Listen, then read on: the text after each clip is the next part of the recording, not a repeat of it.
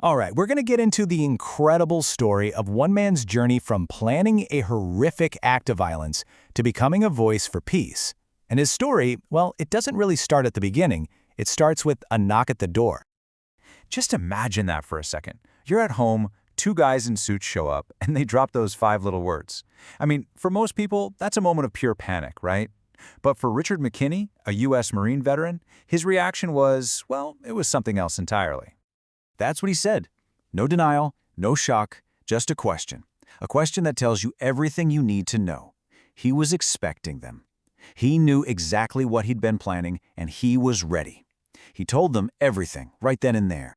He laid it all out for them. He was going to build a bomb, an IED, plant it in a bank parking lot right across from the local Islamic Center, dial it in, and then, as he put it, just watch the show.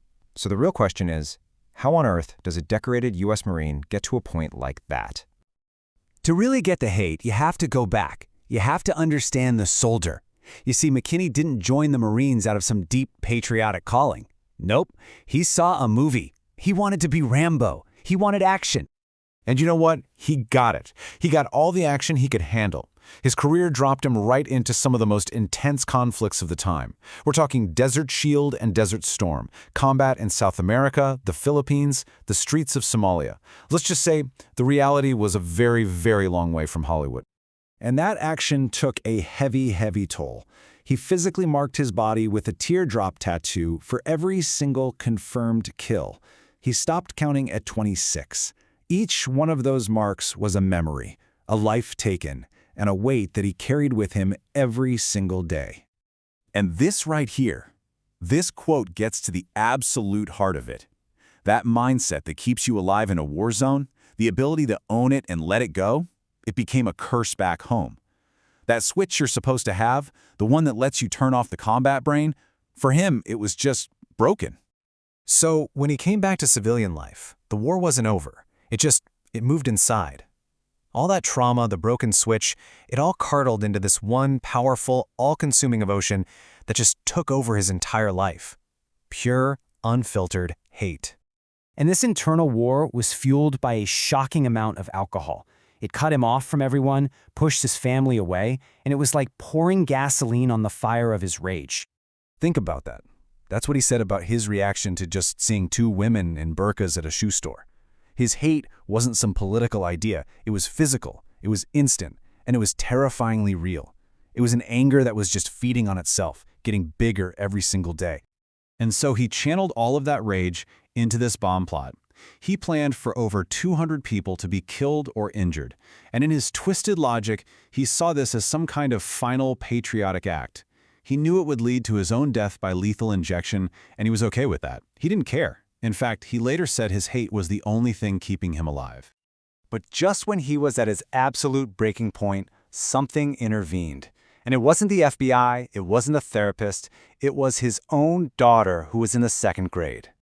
She came home from school one day and just innocently mentioned a classmate's mom who wore a hijab. And that was it. Mckinney just snapped. All that hate he'd been keeping inside, it came pouring out in a flood of ugly, violent words he should never have said in front of any child, let alone his own. I mean, really think about that. What could possibly reach a person that deep in a violent abyss? What could break through all those years of trauma, alcohol, and this rage that just kept feeding itself? It wasn't an argument. She didn't yell at him. It was just the look, the silent, horrified look on his little girl's face. In her eyes, he saw that his monster-like words had made her question her love for her dad, her road dog. And in that single instant, that look shattered his entire worldview. That moment sparked a brand new mission, and this one was terrifying in a completely different way. He decided he was going to give the Muslim community, his enemy, one last chance. He walked right into the Islamic Center he'd been planning to blow up. So he walks in, expecting a confrontation, and instead, he's met with a smile. He asks to learn about Islam, and they just hand him a Quran.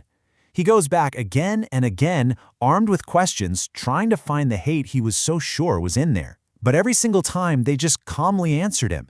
And just 8 weeks after he first walked in with murder in his heart, Richard Mckinney became a Muslim. He described it as a profound awakening. he suddenly realized that the entire foundation of his rage, it wasn't built on anything real. It was built on a dangerous, deep-seated ignorance. So the man who was planning to kill hundreds of people was, in a way, reborn with a completely new mission. The hate that had been the only thing keeping him going was replaced by something else entirely. And I mean, look at this reversal. It's just absolute. A plan to kill becomes a mission to stop hate. Wanting to die for his country transforms into wanting to teach about peace.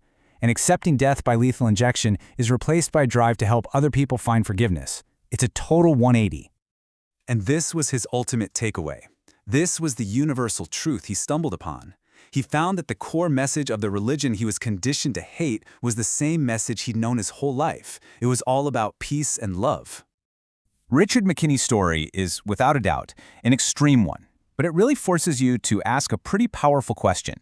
It makes you rethink what hate is, where it comes from, and maybe, just maybe, that bridge from hate to understanding is closer than we think.